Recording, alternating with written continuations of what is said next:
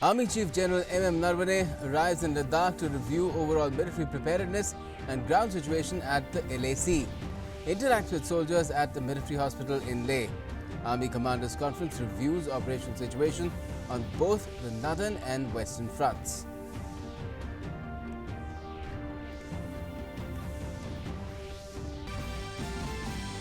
Mutual consensus to disengage emerges between India and China after positive Corps Commander level talks yesterday. Modalities for disengagement from all friction areas in eastern Ladakh to be taken forward by both sides.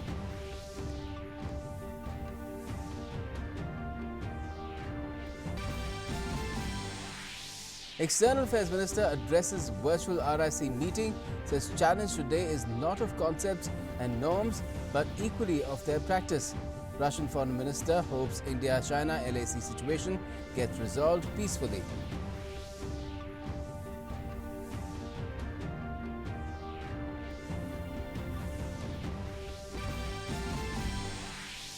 Defence Minister Rajnath Singh to hold bilateral meeting with Russian counterpart today in Moscow, says India looks forward to deepening defence and strategic partnership with Russia.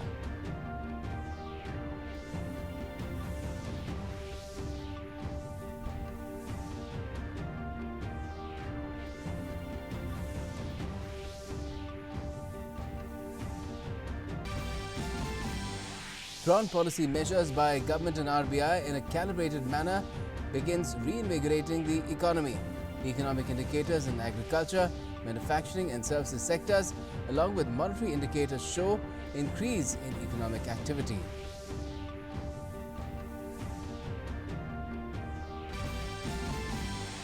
India's recovery rate from COVID-19 improves to over 56% with more than 2.48 lakh recoveries.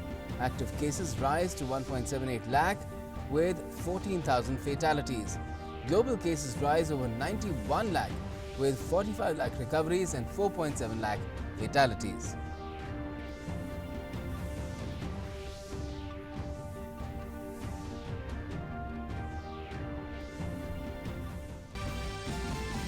And Lord Jagannath's Rath Yatra at Puri halts at Gundicha temple for the day.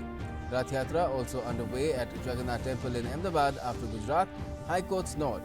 President, Vice President and Prime Minister Modi extend greetings to people on the occasion.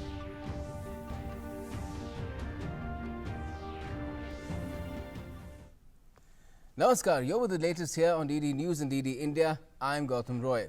Well, Army Chief General M.M. Narvane is now in Ladakh. During his two-day visit, the Army Chief is going to review the ground situation, discuss the ongoing standoff with ground commanders, visit forward locations and interact with troops on the ground. Meanwhile, according to sources, the Corps Commander level talks between India and China were held at Moldo in a cordial, positive and constructive atmosphere. There was mutual consensus to disengage. Modalities for disengagement from all friction areas in eastern Ladakh were discussed and will be taken forward by both the sides.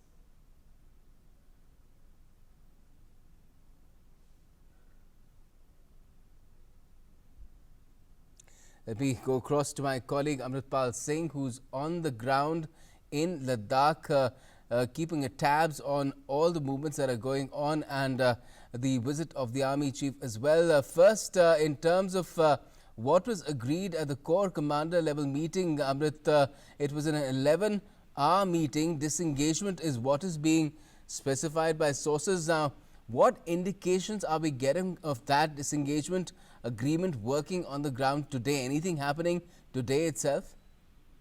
Well, today there are no meetings scheduled, military commander level meetings scheduled, but about last night's meeting, which finished pretty late in the night, and it's rather unusual that Army commander, Corps Commander of India and the Corps Commander or his equivalent on the Chinese side carried this on for more than 11 hours.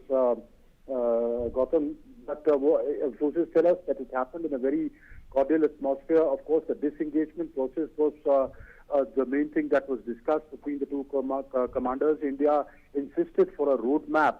The Chinese are ready to get back to India on that, but the in-principle agreement that took place on the June 6th is what was carried forward, and the need to disengage in a manner which is mutually convenient, and which India also sought assurance that an incident like the one which transpired, which happened on the intervening night of 14th and 15th, should not happen again in the disengagement process. Both sides agreed that it was in the interest of both countries to resolve the standoff, which is very much into its 7th week now. Right. There were some perceptions, differences on perceptions of the alignment of the LAC. Those were as well. Those were discussed as well. Also, India, in no uncertain terms, General Harinder Singh conveyed to General Liu Lin that should the PLA resort to any sort of misadventurism or look at any transgression, even if there are differences of perception, that should be resolved through talks at the commander level meetings. They could be held at the sectoral commander level, div commander level, battalion commander level. But if an incident repeats itself, India will reply and respond with full force. So that was clearly conveyed to the Chinese side in yesterday's meeting. Gautam? Right. And in terms of the visit then of General Narwane, the army chief, as far as Ladakh is concerned, how significant does that become? Because he's spending full 2 days there. That's right. General Narwane is on a two-day visit. He arrived a couple of hours back. The state went into the meeting with the 14 Corps commander, where the 14 Corps commander would have briefed him as to what really transpired at the yesterday's meeting with the Chinese commander. And he basically is here to take an assessment of the situation on the ground and see for himself the operational preparedness of the Indian Army, as well as to interact with the ground commanders. He is already right now at the 14 Corps headquarters. He's also expected to visit the 3rd Infantry Div headquarters as well, to assess for himself the operational readiness of the army and the deployment at forward posts. His meeting, after he met with the 14th Corps commander, he went down to the General Hospital in the Corps headquarters and met with the gallant soldiers who were injured in that incident of the 14th night, and he interacted with them. The sources tell us the soldiers told him that he gave them a shabash, or as it's called in the force, in the army, a well done pat on their back for the valiantly they fought on 14th and 15th. But the gallant soldiers told him that they are raring to go back to their battalion and their positions once they get well. So he would be now moving to the Hall of Fame, and tomorrow he is expected to visit the 3rd Infantry Div headquarters to assess the situation for himself, as well as meet some ground commanders. Gautam? All right, Amrit, to keep an eye on what's happening over there. We'll keep taking updates from you later on in the evening as well. Thanks a lot for joining us for the moment. Okay, now in the wake of the standoff between Indian and Chinese armies in eastern Ladakh, Galwan Valley has become a household name. What is the story behind naming of the Galwan Valley? Our correspondent Amritpal Singh brings you this report from Leh. At a time when China claims the strategically important Galwan Valley as their own, India has dismissed Chinese claim as untenable and exaggerated. So where really is the Galwan Valley? It is in eastern Ladakh. And what is the story behind Galwan Valley? Who was it named after? It was named after a man named Ghulam Rasool Galwan, who hailed from Ladakh. Today I have with me the grandson of Ghulam Rasool Galwan, Mohammad Amin Galwan, who stays here in Leh. Amin साहब हमसे बात करने का बहुत बहुत शुक्रिया. ये बताइए कि गलवान वैली का नाम कैसे पड़ा? लद्दाख का पहला जो गाइड था जिन्होंने अंग्रेज़ों के साथ सफ़र किया, कराकोरम रोड होते हुए ये शायोक रिवर होते हुए गलवान नाला पहुंचा.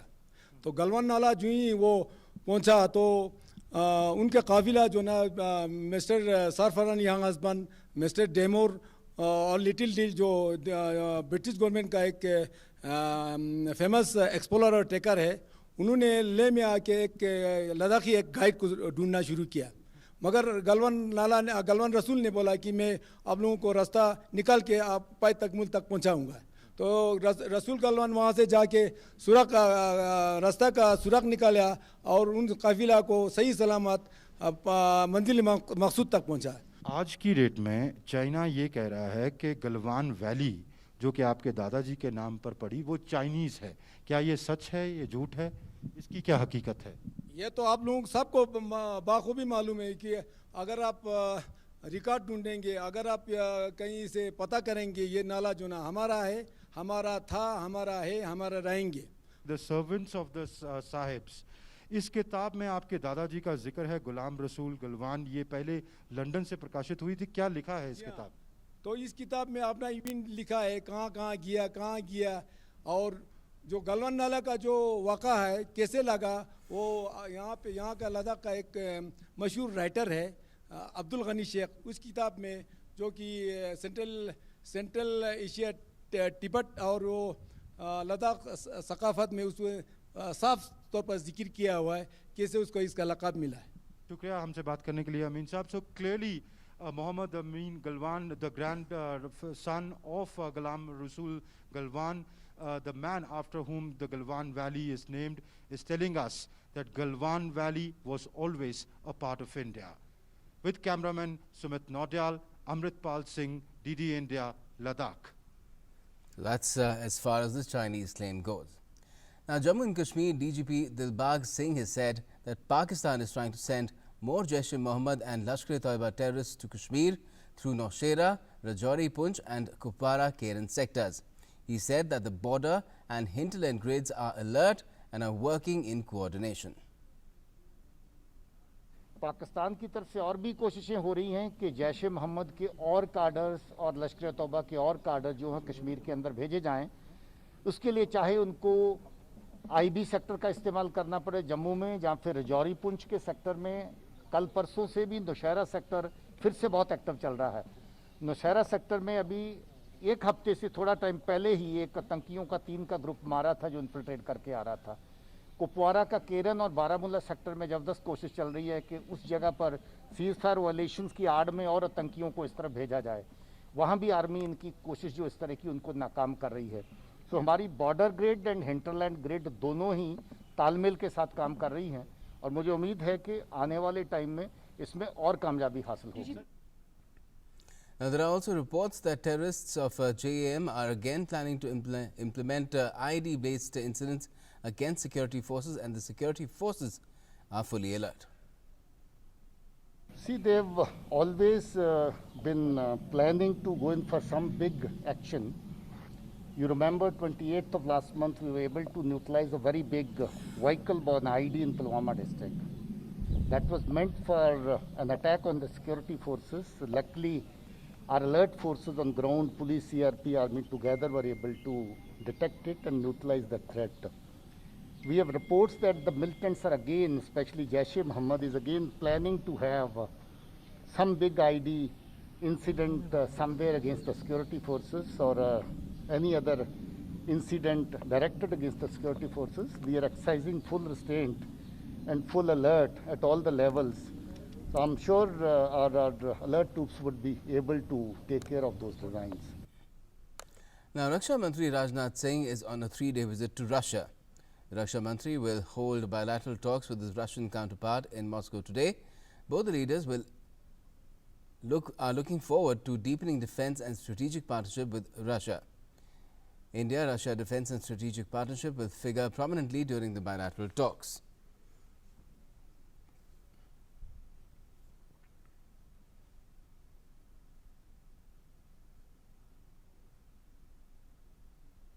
The Raksha Mantri will also attend the Victory Parade tomorrow to commemorate the 75th anniversary of the victory in the Second World War.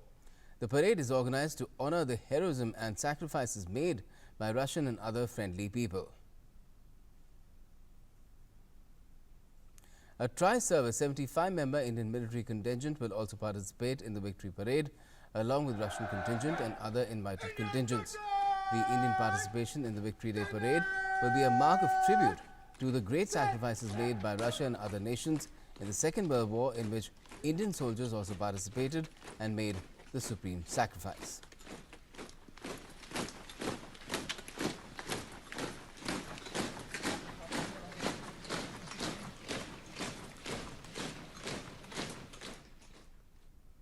The day has also seen Defence Secretary Dr. Ajay Kumar meeting Deputy Defence Minister of Russia, Colonel General A.V. Fomin, today in Moscow.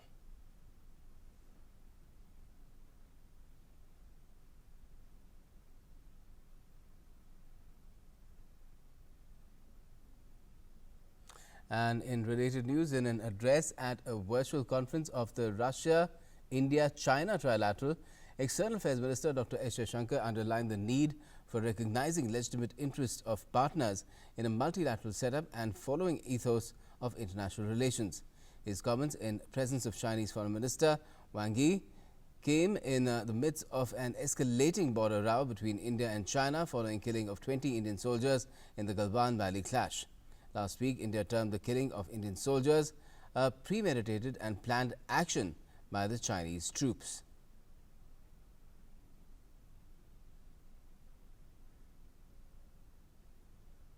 This special meeting reiterates our belief in the time-tested principles of international relations. But the challenge today is not just one of concepts and norms, but equally of their practice.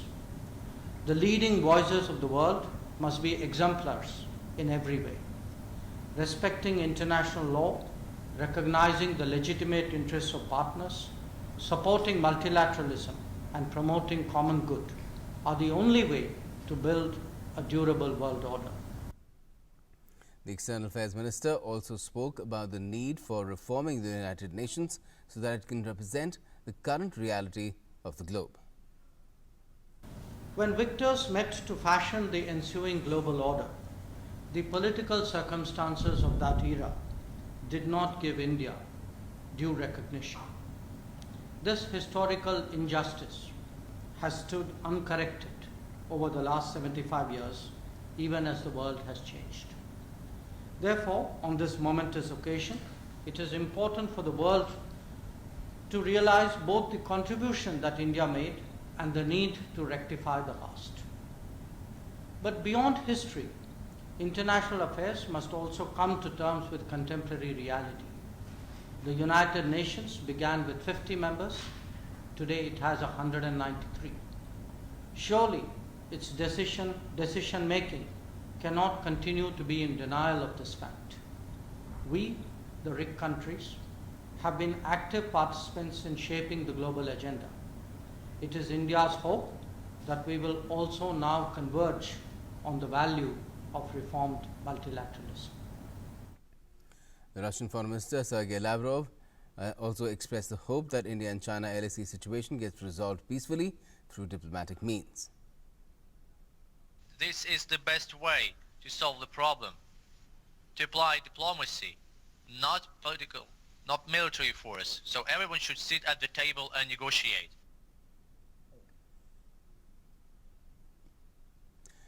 Now, back home, the RJD has suffered a big jolt in Bihar. 5 of its 8 members of the Legislative Council have quit the opposition party and joined Chief Minister Nitish Kumar's JDU. It was a day of mayhem for the main opposition party as S.M. Qamar Alam, a National General Secretary of the RJD, walked to the chamber of Vidhan Parishad Acting Chairman Avadhesh Narayan Singh along with 4 others to tender their resignation.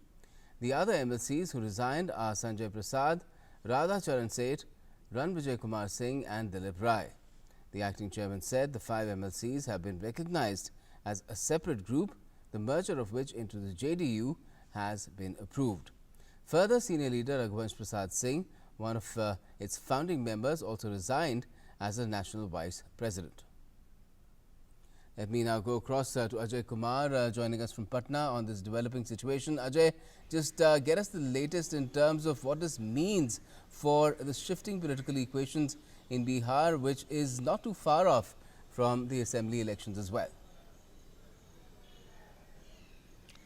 जी गौतम, सचमुच में ऐसा है कि आप समझ लीजिए कि आज जो घटनाएं घटी हैं वो एक आगाज़ है असेंबली इलेक्शन का बिहार में होने वाला है और आने वाले दिनों में ऐसी और भी कई घटनाएं आपको देखने को और सुनने को मिलेगी और इससे लगता है कि इस बार की जो हमारा बिहार विधानसभा का इलेक्शन होने वाला है और उसमें इस तरह के बहुत सारी घटनाएं, बहुत सारी राजनीतिक उठापटक अभी देखने को मिलेंगे और ये शुरुआत, आज की जो घटना घटी है ये शुरुआत है एक तरह से। और इससे निश्चित रूप से जो महागठबंधन को लेके लोगों में जो ये धारणा थी और एक तरह से पॉलिटिकल एक जदयू को और भाजपा के जो गठबंधन है उसको हराने के लिए जो बात बन रही थी और लोगों के बीच में ये हो रहा था कि महागठबंधन जो है बहुत मजबूती के साथ लड़ेगा, ये इसका आज की जो घटना है इसमें लोगों को संदेह पैदा हुआ है और इस तरह से महागठबंधन बनने वाला जो पूरा प्रक्रिया है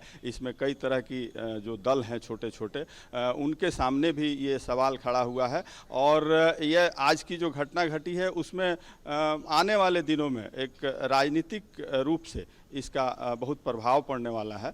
और इस बीच में खास करके जो हमारे एक रघुवंश बाबू ने जो आपने जैसा बताया कि आज उन्होंने उपाध्यक्ष पद से अपना इस्तीफा दे दिया है और इसका भी एक बहुत असर पड़ने वाला है बिहार के राजनीति में और ख़ास करके राजद के जो राजनीतिक छवि है उस पर इसका असर पड़ने वाला है। जी गौतम। तो जाहिर है देखना होगा कि आगे क्या क्या होता है, क्योंकि अभी तो आप कह रहे हैं कि शुरुआत ही है इस तरह की the thing about changing of political loyalties in election season might be a persistent situation in a build-up to the state assembly elections. Thanks a lot for joining us for the moment, Raghav. Now, the world-famous Lord Jagannath Rath Yatra began this morning in Puri amid restrictions. The siblings Lord Jagannath, Balbhadra and Goddess Subhadra boarded the chariots at the Singhadwar facing towards the Gundicha temple. The chariots of Lord Jagannath and Balbhadra and Goddess Subhadra will be pulled only by selective servitors and police officials. The Odisha government has appealed to citizens to refrain from stepping out of their homes, and you can see people have adhered to what the government had stated, and the Yatra was carried out in a very orderly manner during these COVID times. When the chariots rolled out from Grand Road in view of the COVID-19 pandemic, people remained indoors. The government has imposed a curfew-like shutdown across the district from 9 p.m. on Monday till 2 p.m. on Wednesday, which is tomorrow. President Ramnath Kovind, Vice President M. Venkaiah Naidu and Prime Minister Narendra Modi have greeted the nation on the occasion of the Rath Yatra and hoped that the occasion brings good health, happiness and prosperity to the lives of the people.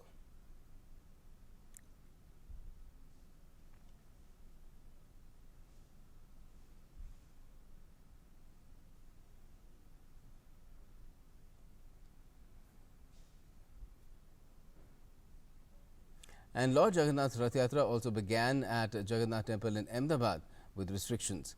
In a late-night order, the Gujarat High Court allowed the annual Rath Yatra as proposed by the state government and temple authorities. Limited devotees have been allowed to pull the chariot. According to the court's order, there is to be a total Janta curfew across the city during the Rath Yatra. Now, Union Petroleum Minister Dharmendra Pradhan offered prayers at Lord Jagannath Temple at Hauskas in New Delhi on the occasion.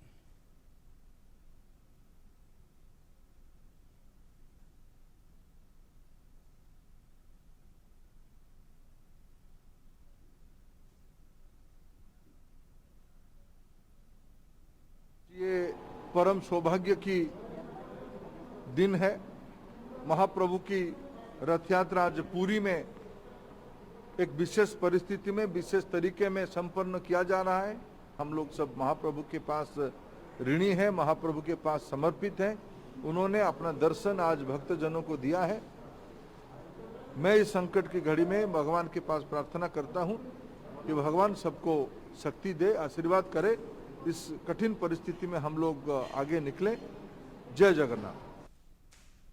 So, centuries-old tradition sustained, maintained with the proper precautions. That's what we've seen today in Puri and in Ahmedabad and in other places as well where Lord Jagannath has been worshipped.